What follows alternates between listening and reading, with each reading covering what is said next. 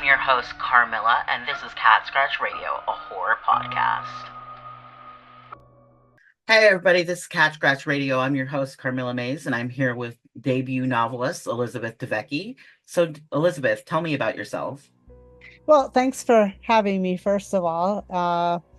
I mostly grew up in New England, Rhode Island, and after high school, kind of just took off and haven't stopped moving since. I'm in Colorado now with my family, and finally got an opportunity to get that novel done and submitted and accepted.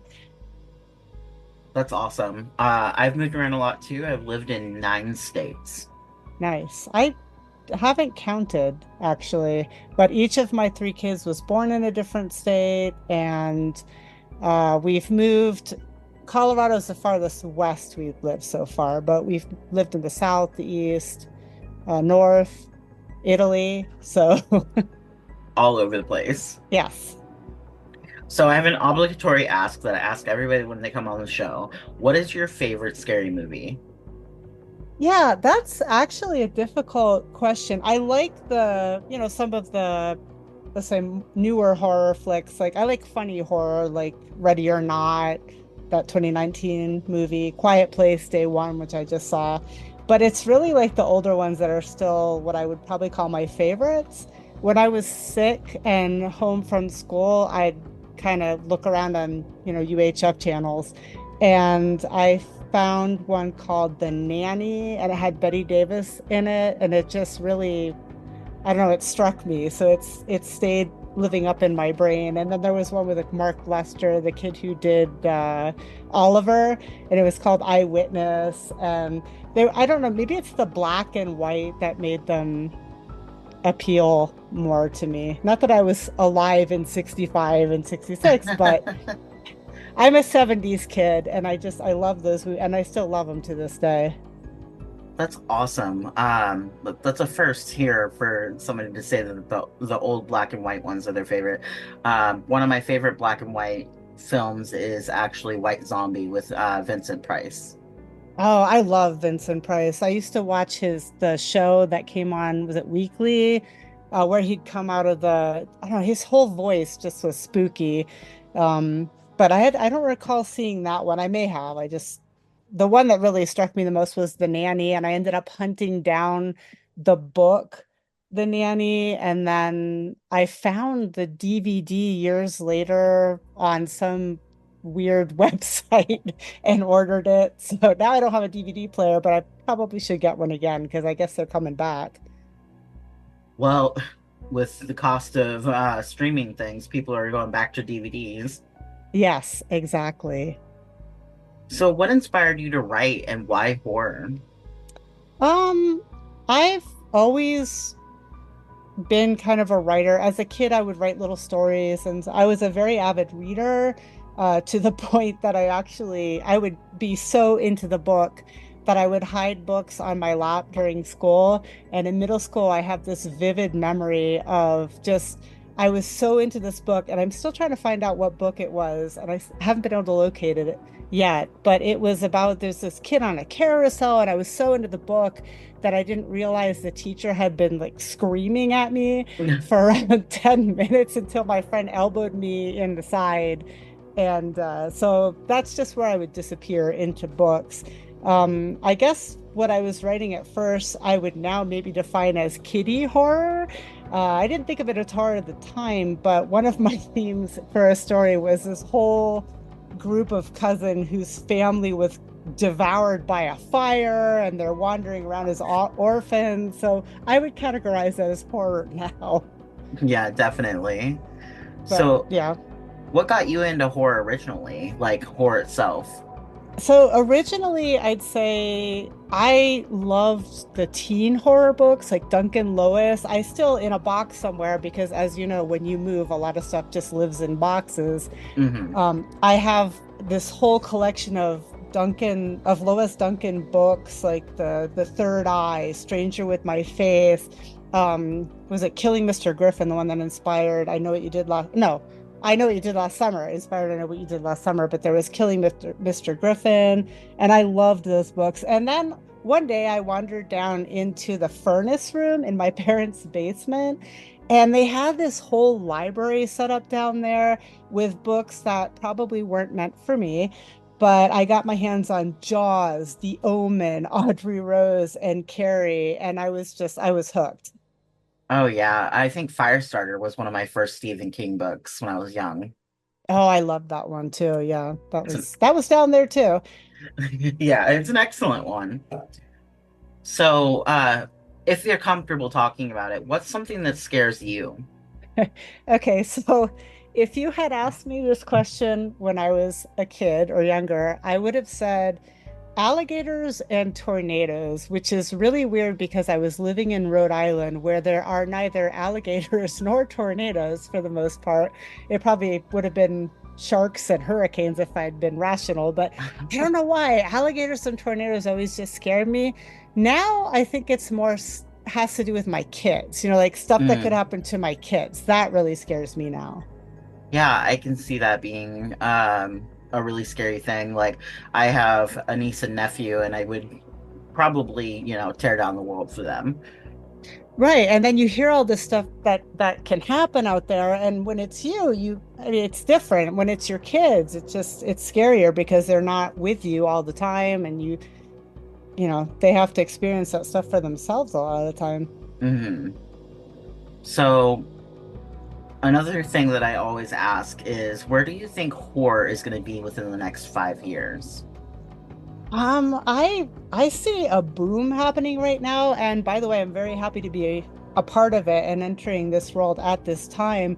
There are so many indie horror writers and small presses that are looking for new voices, and I have to do a side of thank you, Wicked House Publishing, for believing in me, and a lot of women. So I see many more women getting into horror in the next 5 years.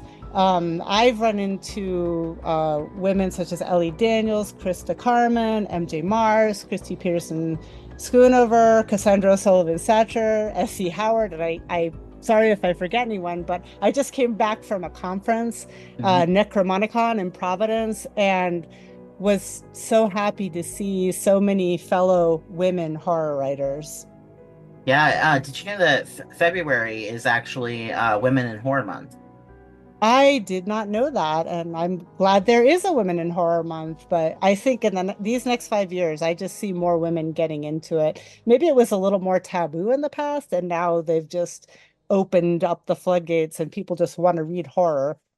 Yeah, I think so. I think horror is like really exploding right now. Yes. So do you have any book or movie recommendations for my listeners? That's hard because I don't know, so many people have different tastes. Probably what I would suggest is to get a hold of some anthologies so you have a mix of different voices. I was just in one that had a lot of authors I had never read before from New England, and now I want to find their stuff. And we were pitching the anthology as the beer flight of authors, so you could sample and try different authors. I do have an Italian horror writer that I really would love to see get some love over in the States too. His name is Donato Carisi, and the book in Italian is called Il Suggeritore, but in English it's The Whisperer. Now, disclaimer, I have not read the book in English, and not all translators are the same, but I don't know, I love the book, and he has a whole series of horror books that are just wonderful. Oh, that sounds awesome though. Hmm. He's very I subtle. oh, so kind of like slow, quiet horror. It's psychological. It's kind of you get attached to the characters, and I don't know how to explain it. It messes with your head. Huh. That's really interesting. Hmm. Um, I'm a huge fan of psychological horror. Oh, me too. Love it. Absolutely love it. And I'm hoping that's what I was going for with A Whisper in the Dark. So we'll see. There is a monster, but it's mostly, character building and psychological. That's very cool. I'm looking forward to it coming out. And movies, I don't know. I liked The Quiet Place, the new one, and then all my black and white movies I would definitely recommend. Maybe modern day viewers might see some of the effects as a little janky, but I just think it adds to the horror. And then short films, like my daughter's made a short horror film. There's a lot of shorts that you can find out there too, and the festivals are carrying them. So I would look into just sampling as much as you can and finding the voices you like. Yeah, definitely. I am a big fan of every October. There's usually a launch of different anthropology, anthologies for short videos, and I Mhm. love it. I absolutely love it. Yeah, that's awesome. And if anyone wants to check out the anthology that I was just in and that we launched in Rhode Island, it's called Monsters in the Mills. And it goes from slightly creepy to extremely graphic and creepy. And it's just about the horrors that, or let's say it's not about the horrors that happened in the mills, like textile mills, belt buckle mills, and all that in New England, but it's say based on the horrors that took place in those mills. Okay, that makes sense. So tell me about your most recent work in progress. So right now I'm working on a couple things. I'm doing a short story for a submission, and that's about a diner that has some secrets going on in the diner, unpleasant things. And then the novel that I'm working on is actually my third novel because Wicked House also signed my second novel. The one I'm working on now is called A Shadow Beside Her. And as you know, titles can change, but this is my Mhm. title for now. And it follows a young girl in Italy who's goes through incredible horror. She's in the 1940s, and it kind of follows her through Tuscany in the Apennines. And I love Italy as a setting. I lived there for 8 years, and it's beautiful, and it lends itself to you can have a lot of creepy environments with the old woods and castles and churches and oh, there's a monster in that one too. So Very nice. Uh, so tell me about this upcoming novel, A Whisper in the Dark.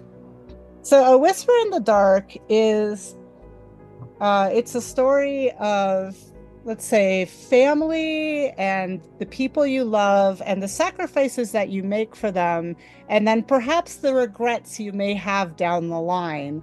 And there is a creature, and it's a creature that likes to bond with people in order to use them to hunt other people. So, and that's all I'm going to say because I don't want to give away any surprises. Right, and that comes out October 18th, right? I think the release date is actually October 4th, but I could be wrong. You know what? You might be Um, right. I might be getting it mixed up with another October release.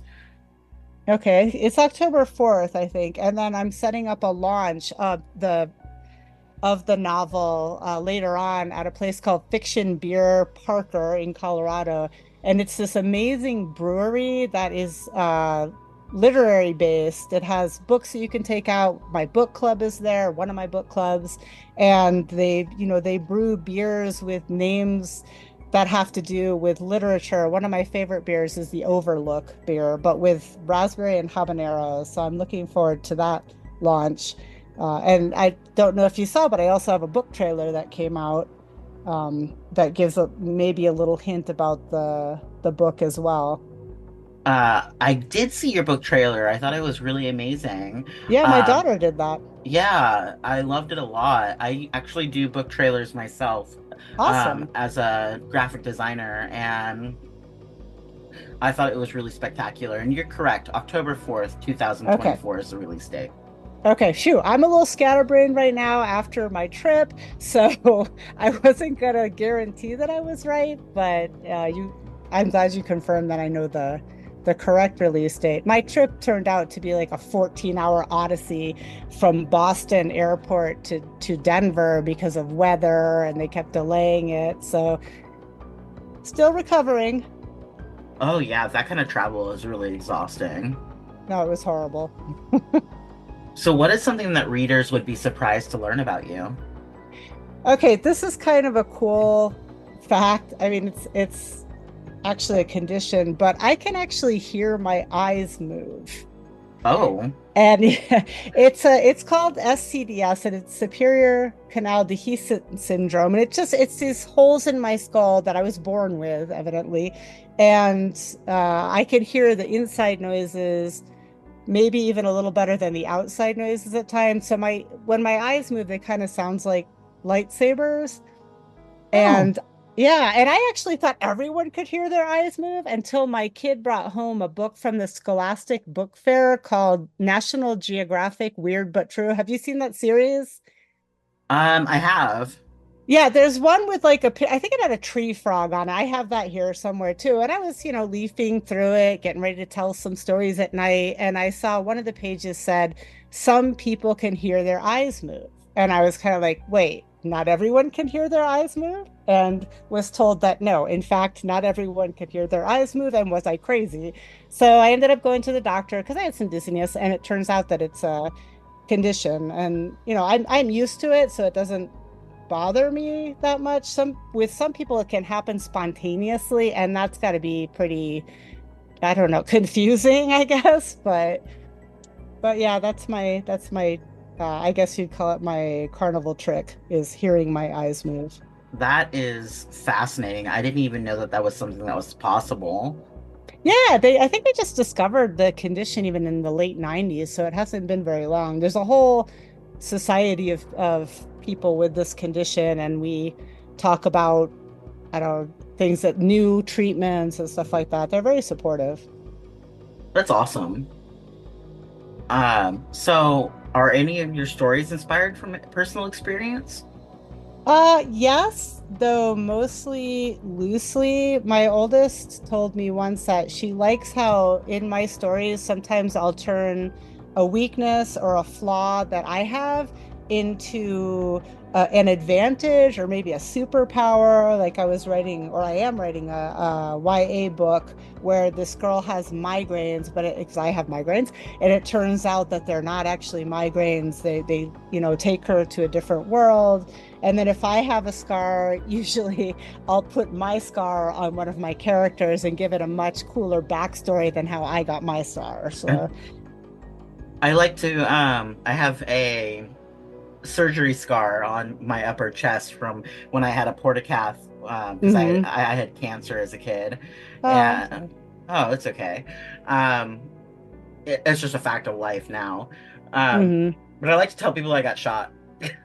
Yeah, yeah, I have like a scar that goes from my ribs up a lot. That actually goes along almost my whole rib cage on my left side. That's also from a surgery a while back. But, I gave that scar to one of my characters, and it was a creature who, with his claw that made the scar. And so That's a I think really it's, cool detail. yeah, it's like you add these little details to your characters to make them, I don't know, to make people understand them more. And maybe they have a scar from surgery, and or maybe someone has migraines. They're like, well, wouldn't it be cool if it were actually, something that could bring you to a different world? Or Yeah, definitely. I get migraines too, so that would be awesome. I'd love for it to be just taking me to a different world rather than just excruciating pain where I have to sit in a dark room. exactly. Exactly. Do you get the auras, the fuzzies in your sight before you get the headache? Or I do, and I also yeah. get like really bad nausea. Yes, same. So, see, just imagine it's a superpower and you might open your eyes and find yourself in another world. That would be lovely. So what is your favorite form of horror and why? Psychological, definitely psychological horror. I think that it gives my brain space to build up my own suspense on top of what the writer or filmmaker is trying to do. And I think sometimes, like the very visual, violent horror doesn't give me time to put my own scenarios in there because I'm busy, covering my face or my ears or jumping. So I know there are a lot of people who like to just, a fast ride, jump right in with a, explosion of action and horror, but I kind of like the slow build that gets me attached to a character and makes me miss that character when either I finish the book or they get offed during the book or the movie. Yeah, I am actually the same way as you on that. Even in my writing, I do a lot of very quiet horror. Yes, I Um, like that. and I think that you should be able to connect to a character before anything happens to them because otherwise the death is just meaningless. Right. You're not invested. You're like, oh, another guy got, sawed in half, whatever. Whereas if you really felt attached to that character and you knew their backstory, they mean something to you, then the chainsaw or the monster or whatever, it means a lot more. Yeah, I definitely think so. So, on that same note, what's your least favorite form of horror? Probably like I said, like the super gory, super violent horror, but then it also depends on my mood because sometimes you just have a day where you want to read extreme violence just to get it out of your system. But so I'll never say never, and I'm open to trying all sorts of books, films, and anything. But my least favorite is probably the ones that do all the visuals for me, so I don't have time to do my own in my mind. Yeah, that makes total sense. I'm not a big fan of gore for gore's sake. Like, Yes. a lot of people are big fans of Rob Zombie's like House of a Thousand Corpses and stuff like that. It's just not for me. Um, I'm not the intended audience for things like that. Right. Me too. And like I said, like I'll give anything a try if someone gives me an arc or something. And I did read one that it got a little bit graphic with the violence and the gore, but it was a good story. So, like I'll give it points for that. Maybe I'm not the intended audience, but it was written really well. So Hmm. it's got an audience out there somewhere. Oh, definitely. I think there's a huge, huge audience, especially for splatterpunk and stuff like that. Yes, yes. And I've met some Splatterpunk authors, and they are the sweetest people. So, Yeah, you'd be absolutely surprised. And it's like in the goth community, a lot of people think they're all dark and sinister and everything, but almost every goth that I know is probably sweet as a grandma. yeah, exactly. That's been my experience with goth and with the Splatterpunk writers. I mean, I say you may not be writing for me, but I'd love to get a beer with you. Yeah, there you go. So, what is the best piece of advice you have ever been given? So I think probably the best piece is that you're never too old to go after your dreams or to reinvent yourself. Like there isn't just a part one, there can be a part two or a part three or a part four. Like I put off writing for a very long time with the kids. We had health issues with two of my three kids, like, in the hospital, lungs falling left and right, health issues. And at a certain point, I kind of felt like, well, now it's kind of too late to start. But I was walking my dog, Dante, who in A Whisper in the Dark is named Alvis. It's actually the dog. It's my dog through and through.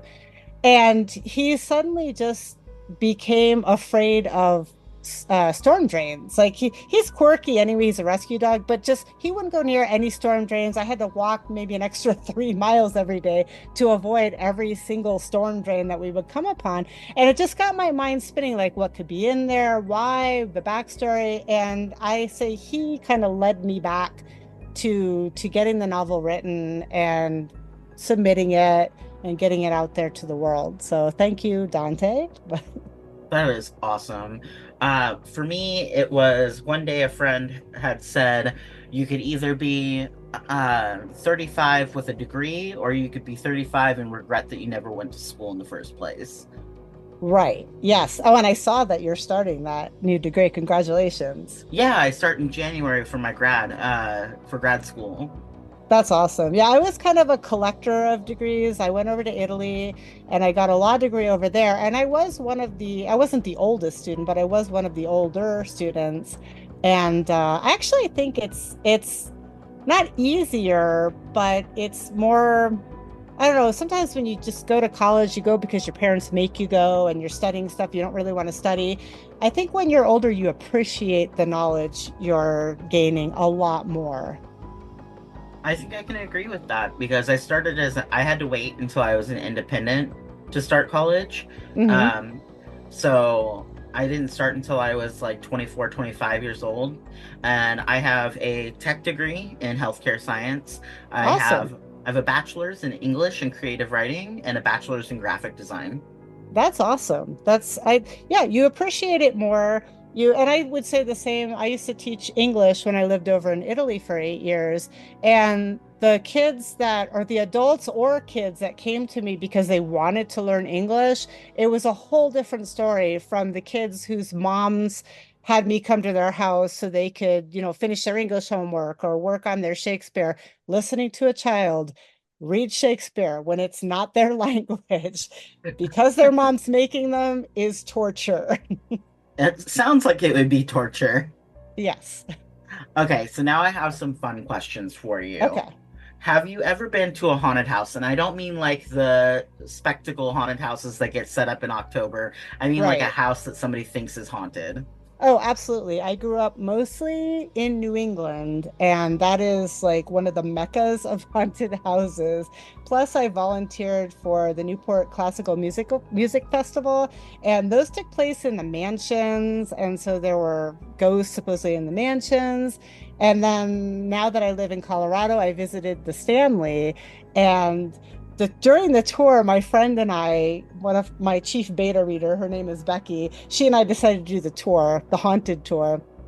And one of the doors actually closed in front of us. And we were joking about this as we were driving back from Estes Park to where I live now.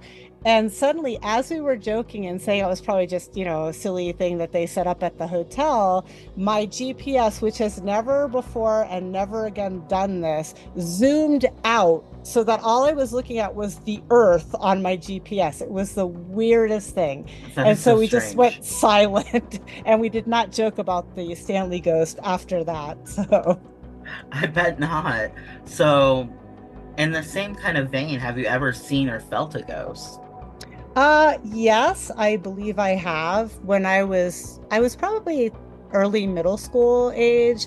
I was upset about something, so I took off out of my parents' house. It was evening. I was just kind of running in my nightgown and a pair of sneakers, just kind of running to burn off steam. And we were one of the newer houses in the neighborhood, so there was always a lot of construction with new homes going up. And us kids, like, but that was the 80s, so we explored all of the construction sites. We were kind of a come back, when the lights go out kids or in time for suppers, and we just roam. And so I knew there was a new house being built and they had done the basement and everything and of this house. But what I didn't know was that they had dug and poured the section that was going to be the cellar stairs. And I was just running without really looking where I was going. And then I felt like my nightgown snagged on something, but there wasn't anything behind me. And when I looked in front of me, I was right, like my next step would have been right into that hole. And they had poured the cement and the rebar was sticking out on all sides. So I'm crediting that to whatever ghost or spirit happened to be in the area. And I'm very thankful. Oh, wow, that could have been absolutely horrible. Oh yeah, there's no way I would have gotten out of that because it was the cellar stairs without the stairs and it was just concrete and rebar all the way down. Oof. That, that would have been so traumatizing if you'd survived that. Yes. And all I could think about as I was slowly making my way back home and shaking was, when would they have found me? Things like that. And it really shook me. I think that would shake anybody, or Hmm. it should. So in a scary movie, what do you think is scarier, seeing the monster or not seeing it at all? I would say something in between, like maybe glimpses of the monster. But I mean, if it's a really cool monster, maybe I want to see it more and that would be scary. But I think for the most part, it's better. I think your mind can make up scarier things than even the modern technology can in a movie, or at least that's what I feel when I'm watching a movie. But things like when you just get a little glimpse, those scare me a lot. Yeah, so the one I go back to all the time, and I've talked about it too many times on this podcast, but is Blair Witch. Because Yes. in Blair Witch you don't ever see the witch. You just see the terror that they're going through. Right. And sadly, it was very hard for me to watch Blair Witch or any of those kind of first person video type movies because of the ear thing. And my kids laugh at me. I can't play video games. You put the VR on me and I will literally fall sideways onto the floor. Oh So Blair no. Witch was kind of torturous for me. But I yes, I know exactly what you mean. Oh yeah. But I think another example would be Boogeyman, where you don't see the monster until the very end, which I thought was really well done. I don't know if you've seen that one. I haven't seen that one, but if he does appear just kind of at the very end, I think that would be. And then you have the movies where the monster appears at the end and you're completely disappointed and you think it would have been better if you just kept that monster hidden the whole time. So, Yeah, I definitely agree there. mhm. So I think I already know the answer to this question, but what is scarier to you, psychological thrillers or slasher films? Psychological, 100% psychological. Yeah, I have to agree. I think slasher films are filled with a lot of gore and jump scares, and that's not really being scared, you know? It's not the Right. I same say thing as it's more fear. like it's more frightened. I was frightened because something jumped at me or whatever, but scared, like really scared, psychological. I will take that every time. Yeah, I like the feeling of being truly terrified. Right. And if it's, if it's just like there's a guy and he's chopping everyone, and it doesn't seem as realistic. Whereas if they can get in your head, then you start thinking this could happen to me, or Hmm. you're walking in the woods somewhere. I remember when I was little, and I mean, this is not, it's because I was little, I'm sure. We had a guy living with us who was a refugee from Laos, and he was supposed to take us to the drive-in to see what was it? Like a Disney movie or something. Well, he ended up taking us to see The Fog at a drive-in with some fog, and that kind of where you couldn't really see them. They were in this fog. That really spooked me.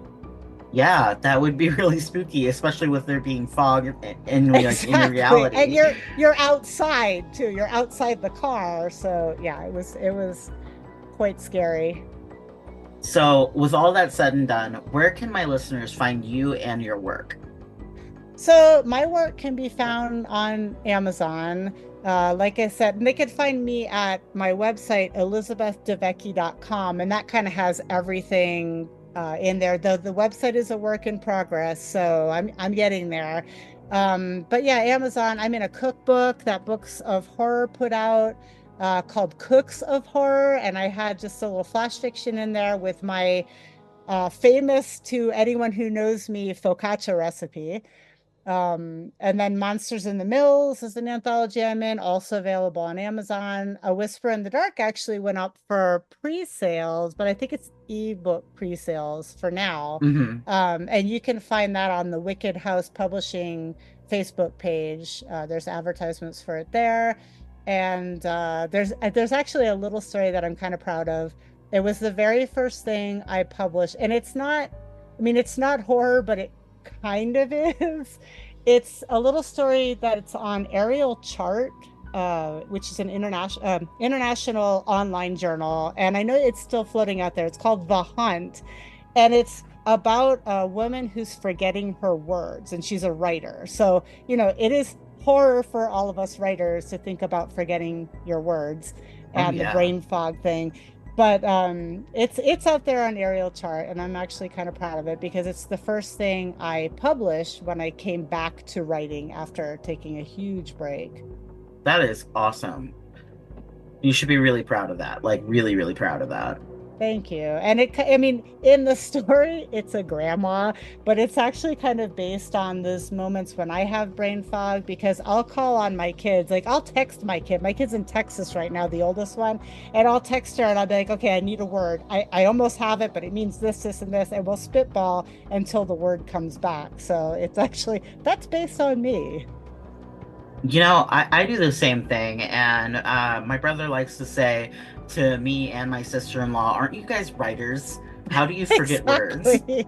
Exactly. But it happens. Like you can see the word, you can feel the word, you just can't get it from where it's hiding. It's on the tip of your tongue, but it's Yep. just Yeah. just Drives just me out of reach. crazy. Yep, me too. All right. Thank you so much for coming on the show. I've had a great time hearing about your work and you, and I absolutely cannot wait for A Whisper in the Dark to come out. Thank you. It's already on my wish list on Amazon. And thank That's you so much. awesome. Yeah, thank you I've so I've much. had a great time. I'm gonna say you were my very first interview, and it's been lovely. I'm glad. I'm glad to be your first interview. I'm glad to kickstart your career somewhere. Thank you. You've been listening to Cat Scratch Radio, a horror podcast with your host, Carmilla Mays, also known as Matu C. Lawrence. If you want to find me on social media, just look up MX Carmilla.